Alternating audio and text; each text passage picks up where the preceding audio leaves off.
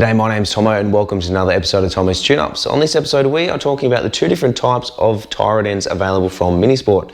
Now, why are there two different types?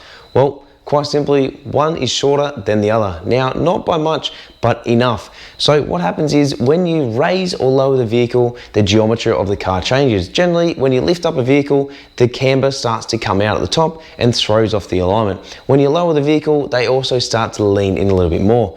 So it is imperative to make sure that you use the right one to suit each application. So the alloy type 1, I guess you'd probably call it just to my side here, this is the standard length Mini. So if you have a standard Mini at a standard ride height, that is the adjustable one that you need. So it has a threaded section inside there and they are both a right hand thread, meaning righty-tighty, lefty-loosey.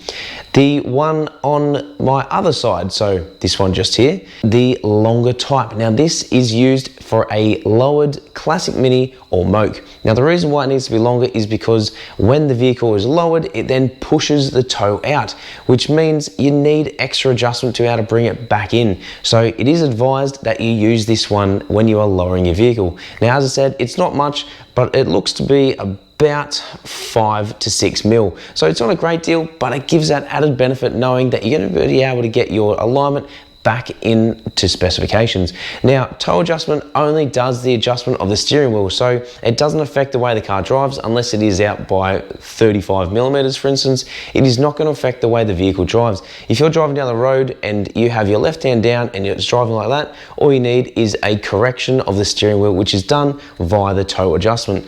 This does not affect camber or caster, but does need to be adjusted when you've made modifications. As I've said before in previous episodes, always ensure that any steering or suspension modifications you do, you get a wheel alignment done afterwards. This will ensure maximum tyre life and the best drivability possible. Make sure to check out the full range at minisport.com.au and we'll see you right here on another episode of Tomo's Tune-Ups.